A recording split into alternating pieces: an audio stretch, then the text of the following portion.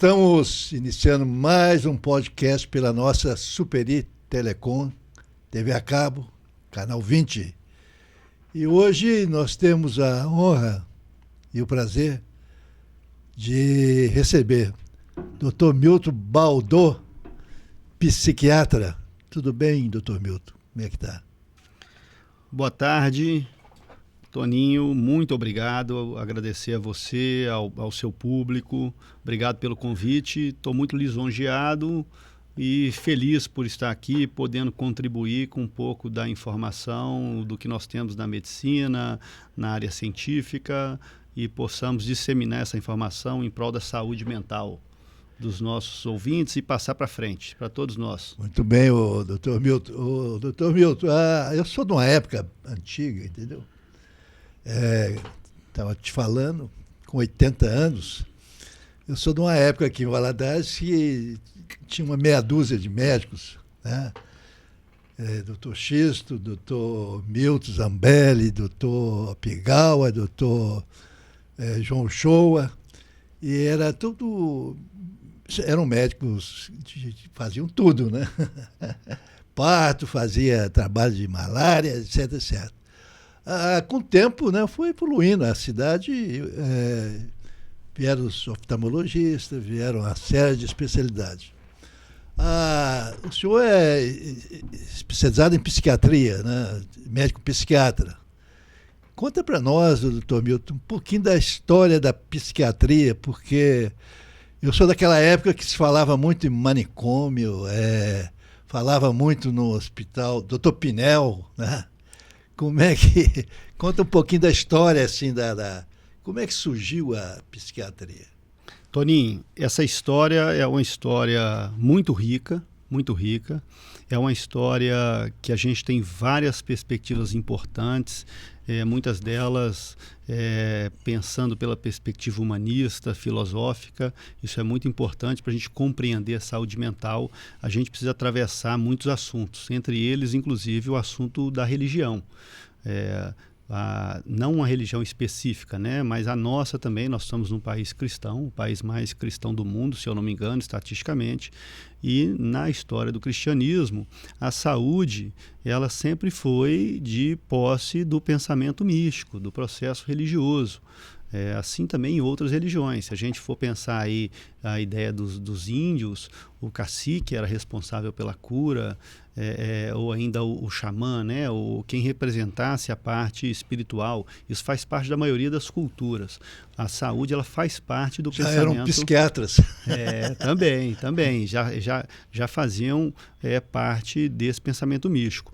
Recentemente, com o recurso da ciência, do estudo, da metodologia científica, a gente foi descolando esse processo do processo religioso. Então, o senhor mesmo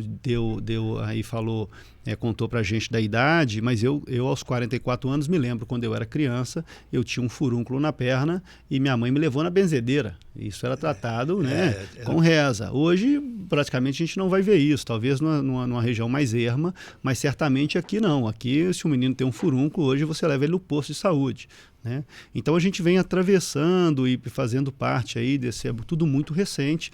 Agora, a última instância da saúde é a saúde mental. Então, a gente até dá conta de acreditar que um furúnculo é causado por uma bactéria, uma pneumonia é causada por uma bactéria, a gente tem um Covid, que é um vírus, mas é muito difícil para a gente contemplar que o pensamento ele possa ser vítima de uma doença, de uma situação. A gente tem a perspectiva de que a minha percepção psíquica de mim mesmo ela é um invólucro intocável.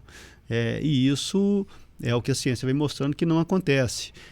A psiquiatria ela nasce daí, ela nasce primeiro lá nos manicômios com os pacientes, os loucos, né? Não existe. Então, o manicômio ele deixa de existir, especialmente, mas é necessário mais cedo ou mais tarde que ele volte num formato adequado, porque ele deixa de existir porque ele no primeiro momento, especialmente aqui na nossa história, ele é usado também como um mecanismo punitivo, um mecanismo político, entre outras coisas. Então lá para o manicômio iam-se os loucos, né, que não é um diagnóstico que exista na medicina, normalmente aí a gente estaria falando de doenças da área da psicose ou esquizofrenia, mas iam também os depravados, os homossexuais, as pessoas, às vezes até politicamente perseguidas, recebiam tratamentos, por exemplo, de eletrochoque. Eletrochoque, a eletroconvulsoterapia, é uma terapia excelente, com muito boas indicações, mas extremamente prejudicada pelo longo uso que se fez dela como mecanismos até de tortura. Né? Mas não usa isso mais não, né? Usa-se, e o eletrochoque, a eletroconvulsoterapia é feita hoje com anestesia, é tudo adequado. A eletroconvulsoterapia, ela é mais ou menos como a gente faz o choque no coração, que o coração está ali parando, você faz o choque para ele meio que voltar ao normal. É um mecanismo, um princípio técnico mais profundo, mas ele é como se resetasse o cérebro. Você tem situações, e não são incomuns, que você tem doenças que são resistentes, quadros que são resistentes às medicações existentes e que respondem à eletroconvulsoterapia muito bem. Então, é uma terapia atual, é uma terapia muito bem indicada em alguns casos, mas que também passa pelo contexto da história da psiquiatria, com tudo que permeia isso, né? Como eu falei, a parte política, a parte da miséria em si dentro da doença mental.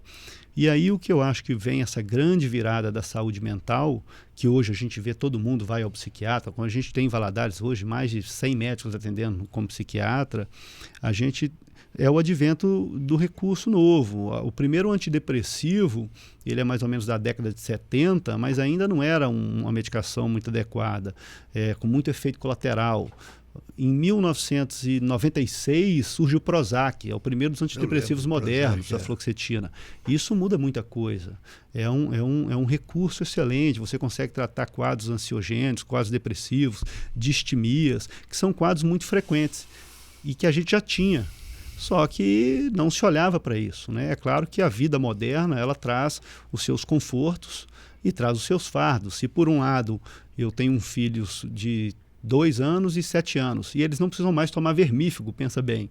Era meio que uma norma, né? A criança tinha que tomar vermífugo uma vez no ano, porque o ambiente era infestado daquilo. E em 1980, uma das principais causas de morte infantil era bolo de lombriga. Eu tomei muito não é verdade? Hoje não se toma mais vermífugo, não tem indicação, a não ser que você faça uma pesquisa e ache lá. Olha para você ver a mudança disso. As doenças infecto-contagiosas, como uma pneumonia, por exemplo, se uma criança tivesse uma pneumonia, já dava notícia que ela já não estava lá mais quase com a gente. Hoje uma criança quase que vai para a escola com pneumonia, tomando antibiótico. Por outro lado, nós temos toda essa atribulação das tecnologias novas, o impacto disso na saúde mental. Isso é tudo muito recente e, sem sombra de dúvida, é o desafio do século agora, é a saúde mental. A saúde mental ela está a ponto de ultrapassar, ou se já não ultrapassou, as doenças cardiovasculares em incidência no mundo. As doenças mais frequentes do mundo. Você falou, desculpa incomodar. Fica à vontade. Interrompeu, doutor Milton. O senhor falou aí em tecnologia e tal. Qual que é a influência hoje nessas doenças mentais, né? Tipo depressão, ansiedade, esquizofrenia, nessa tecnologia hoje de celular, essas coisas, tem influência? Essa pergunta ela é uma pergunta muito densa, muito profunda. A tecnologia em si ela é como se fosse aquele provérbio que a gente fala, a diferença do remédio, do veneno é a dose. A tecnologia ela vem possibilitando muita coisa para a gente, né? A tecnologia traz hoje, por exemplo, para ser de uma forma muito simples, eu tenho a possibilidade de atender uma pessoa do outro lado do mundo que não tem acesso. Uhum. Uma pessoa está lá no meio do Amazonas, né? E consegue ter um acesso e se não tão qual o presencial, mas algo que o valha e que sirva. Por outro lado, tudo muito recente, a forma que a gente lidar com essa tecnologia, a quantidade, o uso disso, isso tem um impacto muito severo.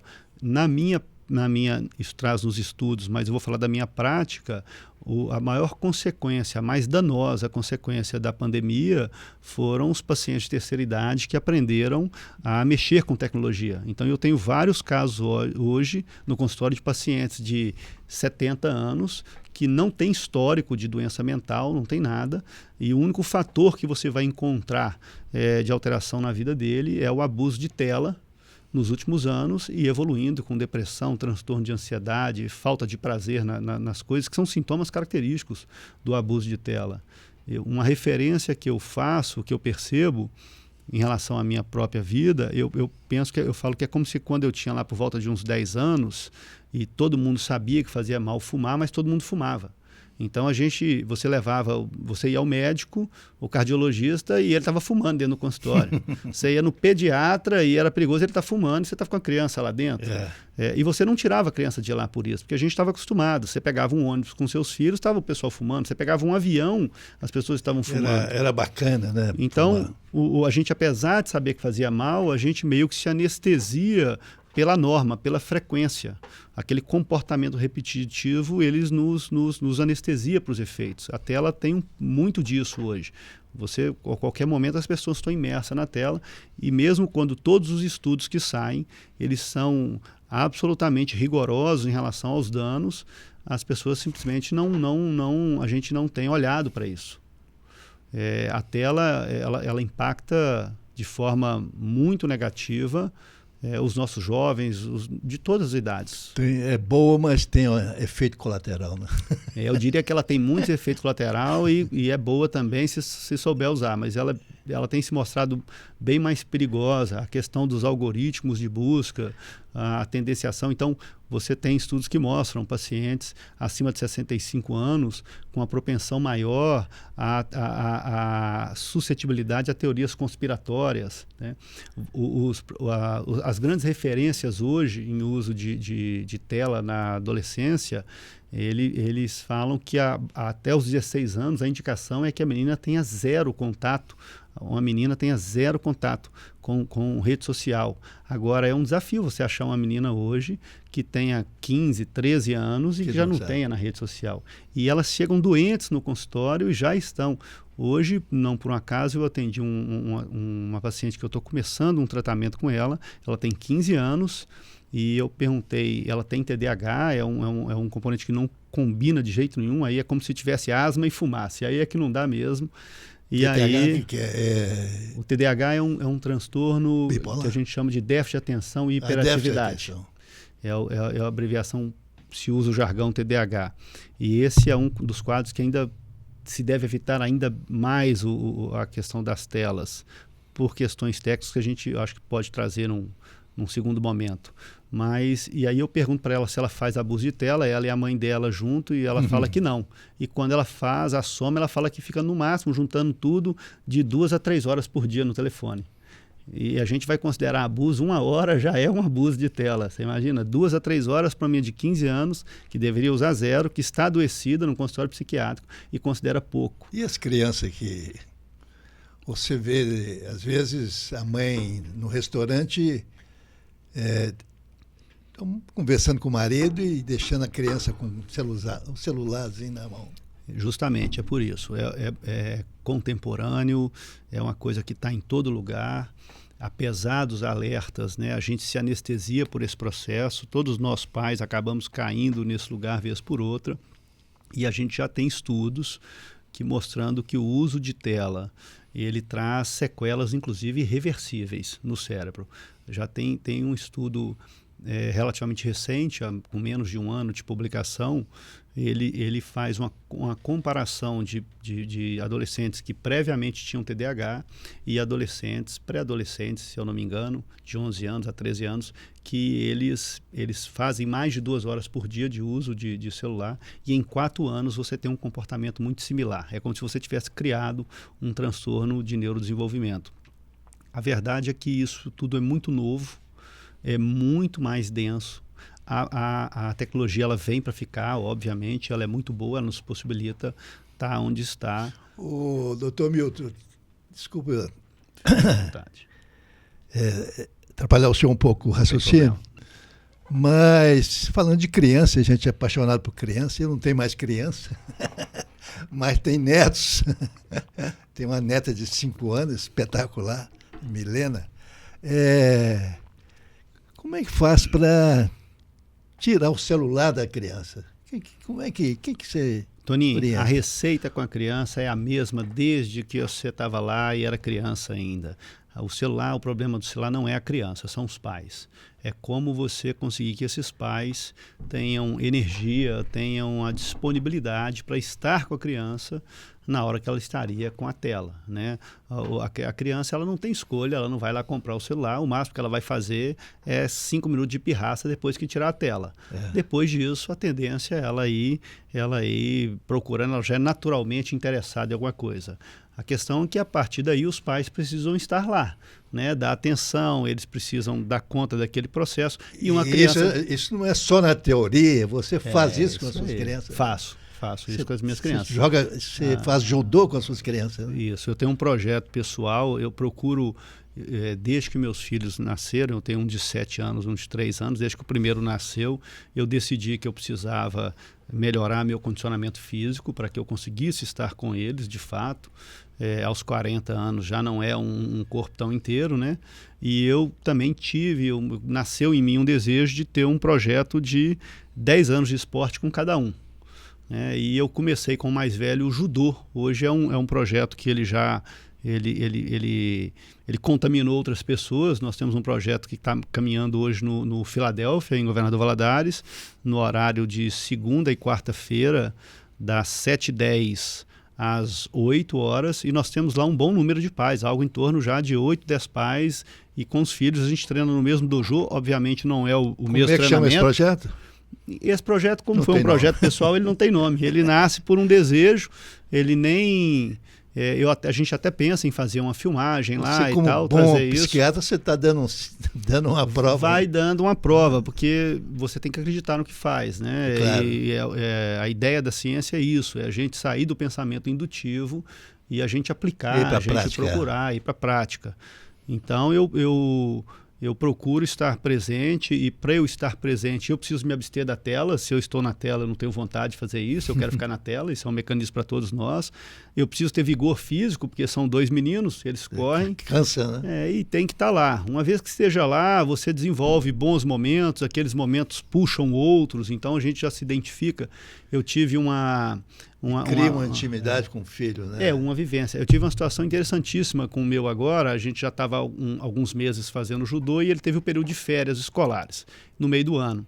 E aí, como o judô é à noite lá, eu nem levei ele para o judô, deixei ele brincando. Ele ficava na casa dos primos, outro dia estava na fazenda. Então, não fazia sentido que ele interrompesse as férias para ir ao judô. E, naturalmente, não fui durante 2 semanas, 3 semanas. Quando voltaram as aulas, eu estava machucado e eu fui levá-lo ao judô, e eu não iria no treino aquele dia, iria só ir lá com ele, não iria treinar, e ele falou que não queria ir, ele queria ir para casa e tal, que ele não estava com vontade. E eu acho que por um pouco de angústia, não deveria ter falado, acabei externando para ele e falei: poxa, o papai tem esse projeto com você de fazer 10 anos de judô, mas a gente só vai fazer se você quiser, se você não quiser, não tem jeito. E aí ele olhou para mim e me interrogou assim: 10 anos, papai? E aí eu pensei: nossa senhora, realmente é muito para ele. Ele tem 7 anos, né? Para que eu falei isso e tudo? E eu ainda sem meio ter o que responder, falei: 10 anos, por quê? Aí ele virou e falou assim: por que você vai parar com 10 anos, papai? Pô, eu não quero parar com 10 anos. E aí eu percebi que, na verdade, para ele aquilo já era importante e não tinha prazo para acabar. Ele até que me propôs que nós virássemos faixa preta. Vamos virar faixa preta. Doutor Milton,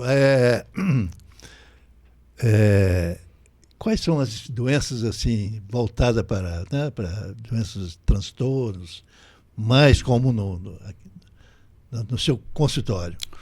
Toninho, se você olhar a literatura, até ontem, não no meu consultório, em qualquer consultório psiquiátrico no mundo, os principais transtornos seriam transtornos de depressão, ansiedade, ou mistos. Esses representam a imensa maioria estatística. Entretanto, como esse mundo, né, não para de acontecer as coisas, eu diria que provavelmente hoje está caminhando para se tornar o maior transtorno a questão com a tela. O abuso de tela tem se tornado um transtorno, ele cresce numa velocidade absurda. Então, eu vou te dar um exemplo para que você entenda um pouco e que os ouvintes consigam entender a profundidade disso. Eu tive recentemente 3 casos, né? Eu tive outros, mas esses são mais recentes, e especialmente em função da tela, de homens adultos, entre 40 e 50 anos, sem histórico de comportamento de abuso de drogas, de comportamentos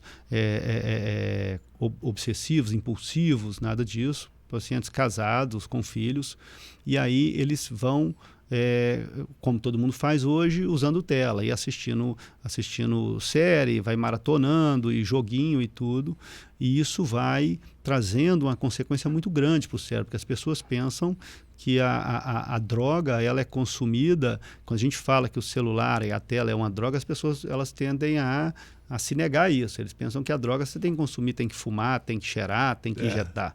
Mas o canal receptivo visual, ele traz no cérebro o mesmo dano de uma droga. O celular, ele traz no cérebro, ele age no cérebro num lugar muito parecido com a cocaína. Ele tem um dano muito próximo à cocaína.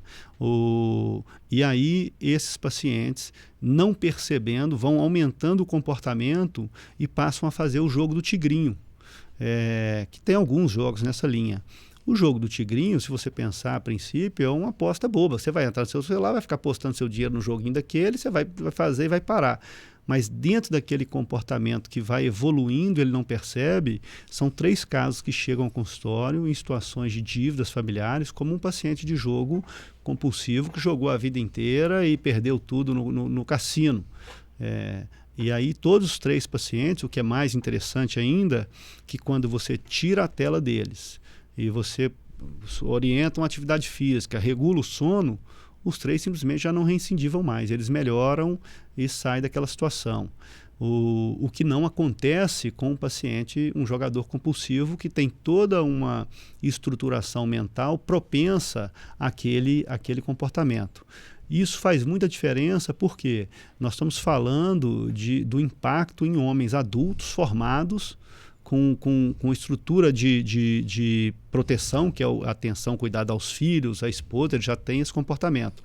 E você tem um dano dessa monta, que te dá a possibilidade de voltar atrás. Agora, imagina o impacto disso na formação, como eu falei, por exemplo, da paciente que eu atendi hoje de 15 anos. Ela está na formação da personalidade dela, ela está na formação das questões da sexualidade dela.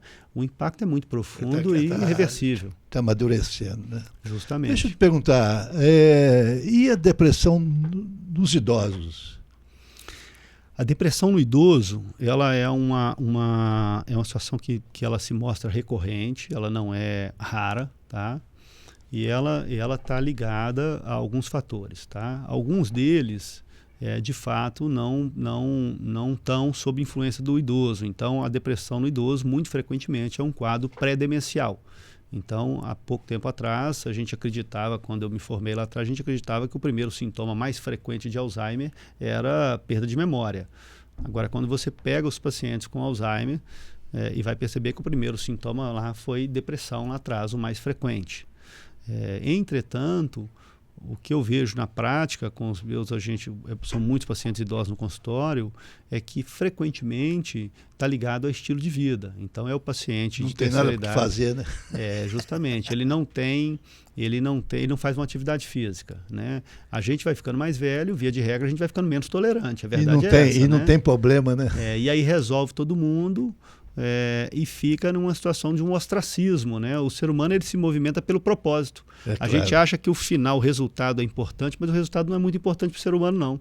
O resultado, seja bom, seja ruim, rapidinho aquilo passa. O propósito é que te movimenta. O plano, se você fica sem propósito, fica sem desejo, fica sem pegada, né?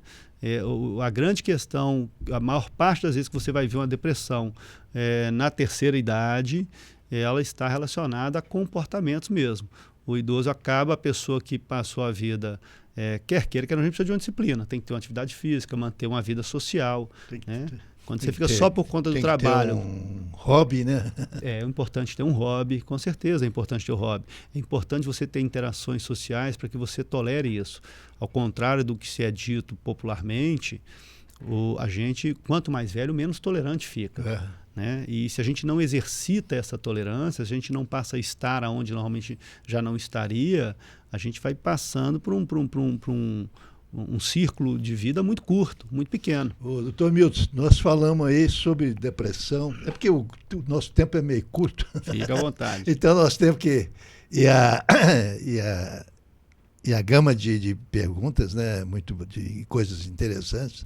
Por exemplo, falamos sobre a depressão. E a ansiedade? A ansiedade é um sentimento que percorre todos nós, o ser humano. Normalmente ele é um sentimento que ele vai aparecer diante de uma situação que você desconhece o desfecho, ou às vezes até de um desfecho já sabidamente desconfortável. A ansiedade é natural para o ser humano. E ela também é um sentimento muito bom. Então você tem lá uma pessoa que você está para receber, para sair a resposta do seu emprego. E você está ansioso e aquela é uma ansiedade gostosa. O problema da ansiedade é quando aquilo vira um transtorno. Então, nós temos alguns tipos de transtorno de ansiedade. Basicamente, um transtorno de ansiedade é uma ansiedade desproporcional ou descontextualizada e por um prazo considerável. Então, essa pessoa começa a apresentar crises de ansiedade fora de contexto ou até dormindo, acorda com crise de ansiedade. O maior impacto, o tratamento medicamentoso da ansiedade não é difícil. É lógico que às vezes o paciente não responde. A ansiedade responde muito bem à atividade física, então, via de regra, não é um tratamento tão difícil. O impacto maior da ansiedade é que, frequentemente, uma pessoa que vive um transtorno de ansiedade, mesmo que ela remita do quadro, dos sintomas, ela tende a ficar um período muito reativa àquilo. E aí ela não quer mais sentir ansiedade. E a ansiedade faz parte do dia a dia, né? Determinada época, eu era muito ansioso. Eu me curei, sabe com o quê? Yoga. É isso aí. Yoga. O yoga, ele tem a ver com o controle, né, do pensamento. Ao contrário do que muitas pessoas pensam, que a pessoa vai ficar sem pensar em nada, né, durante um processo de yoga e meditação, na verdade tem a ver com foco, né? É só a redução da velocidade do pensamento e do fluxo de pensamento. A ansiedade, ela tem essa coisa de antecipação, né? E ela casa muito aí. O senhor é um conhecido empreendedor da cidade e, naturalmente, pensa muitas coisas ao mesmo tempo, tem muitas soluções ao mesmo tempo, goza de estar nesse lugar, gosta disso e, vez por outra, vai se atribular. E aí está esperando muitas coisas. Acalmar a cabeça é uma excelente estratégia para essa ansiedade. A pessoa que tem uma ansiedade patológica, já diagnosticada, ela deve ser acompanhada por um psiquiatra, tá? O que os estudos mostram é que só existe uma única estratégia terapêutica que trate a ansiedade em monoterapia, sozinho, que não seja o remédio, que é a atividade física. Nem psicoterapia, nem yoga, nem nada disso. E a ansiedade, ela pode se agravar, ela pode culminar com quadros ainda mais graves na saúde mental. Entendeu? Assim, a verdade é que, apesar da gente trazer aqui de uma forma de um bate-papo, e acho que a ideia da saúde mental é essa, é muito importante que você tenha um bom profissional te acompanhando. Doutor Milton, nós estamos falando aqui com o doutor Milton, psiquiatra, né? Gostaríamos também que o senhor falasse sobre, antes da podcast, o senhor falou sobre o laboratório de crises da Unimed.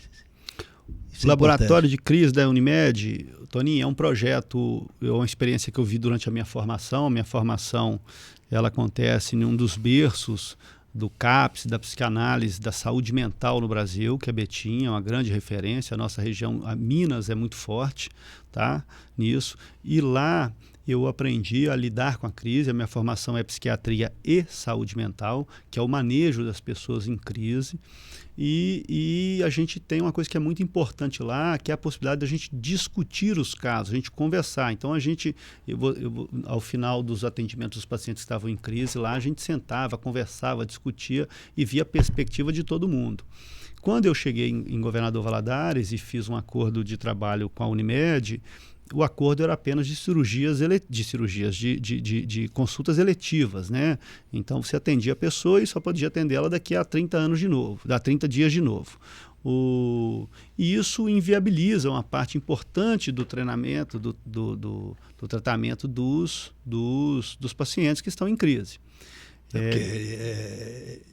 Se você avalia é urgente, ele, né? E se você avalia, toma uma conduta e você vai vê-lo só com 30 dias, ali passou muita coisa para quem está em crise. Já pirou, né? já E pirou, aí né? acabava internando os pacientes. Então eu fiz uma proposta de trazer esse projeto para dentro da Unimed, e o projeto basicamente o que a gente combinou foi o seguinte, porque lá era um contrato por produção. Então a gente desvinculou esse dia de atendimento da produção. A gente fez um horário estendido para os pacientes. Esses pacientes podem ser atendidos em caráter semanal. Então, me dá um volume de atendimento muito maior. E, ao final, é um período que é reservado para a discussão de casos. Hoje, essa equipe já é um projeto que já ganhou força, já é um projeto de 5 anos. É uma equipe somos 4 psiquiatras, partindo para 5 psiquiatras, e 4 psicólogos com formação em saúde mental. E aí essa discussão se torna muito rica, porque você não tem mais o saber de um psiquiatra no caso, mas de 8 profissionais, né, especialistas. Repetindo isso todas as semanas, a gente acaba gerando com isso um benefício grande para a Unimed, porque a taxa de internação de paciente foi lá para baixo. Né? Fica muito mais barato, muito mais acessível. A gente leva um benefício muito grande para o paciente, que consegue, dentro do seu ambiente doméstico, da sua rotina, ele apresentar uma resposta àquele tratamento, sem que tenha que ir para uma internação, né? E sair disso. A internação é muito complexa na saúde mental. E a gente tem alguns benefícios para a equipe, que além do fato de você não estar desamparado, você tem um processo de aprendizado continuado. Tem sempre um colega aprendendo uma coisa nova, foi num congresso que o outro não foi, o psicólogo... Doutor Milton, e a coisa pública? Como é que... A coisa pública, como todo o Brasil, depende muito do momento e do interesse. Infelizmente, a saúde pública é algo que eu aprecio muito, que eu teria muito desejo de trabalhar, mas especialmente na saúde mental, com os momentos que nós estamos hoje, eu acho muito difícil de você conseguir. Meu último trabalho na saúde pública foi em Brumadinho. Eu saí poucos meses, 2 meses antes daquele desastre. Lá eu coordenava a parte da saúde mental no CAPS, da parte da psiquiatria, era eu que era o psiquiatra responsável, dava assistência aos médicos do posto e tudo. E mesmo lá com uma verba muito interessante, né, por conta da mineradora, lá a gente tinha gargalos, por exemplo, como medicamento. Comprava-se medicamento de baixíssima qualidade e os pacientes simplesmente não melhoram. Isso é muito frustrante. É uma realidade da saúde. O projeto do SUS, sem sombra de dúvida, é um dos melhores do mundo. A gente precisa avançar muito e a parte da saúde mental ela é muito, muito frágil. Na nossa região, infelizmente, ela ainda é mais frágil do que lá e precário. Então, é muito mais uma ideologia do que um projeto para hoje. Um médico psiquiatra hoje trabalhar no SUS, ele tem que estar trabalhando para o próximo, nem para ele não. O doutor Milton, o Salmo, que é o nosso chefe aí da operação, dizendo que já encerrou, né, já o prazo. A gente queria te agradecer. Gostaríamos de ficar mais tempo, porque o assunto é bastante fascinante, mas o que nós queremos é te agradecer e que você volte em outra oportunidade para a gente falar mais sobre psiquiatria. Toninho, eu que agradeço, é um prazer estar com o senhor, uma pessoa que tem uma história de participar da construção da cidade, é pai de um grande amigo, do Lucas. Aproveito para mandar meu abraço para o Lucas, uma pessoa que me recebeu também desde um primeiro momento. É um ambiente produtivo, a gente tem muitos assuntos, eu estou à sua disposição, é um prazer, agradeço a confiança, o carinho e parabéns pelo projeto. Nós queremos agradecer, doutor Milton, e agradecer aos nossos ouvintes, os nossos assinantes. E até a próxima. Muito obrigado. Um abraço, até a próxima.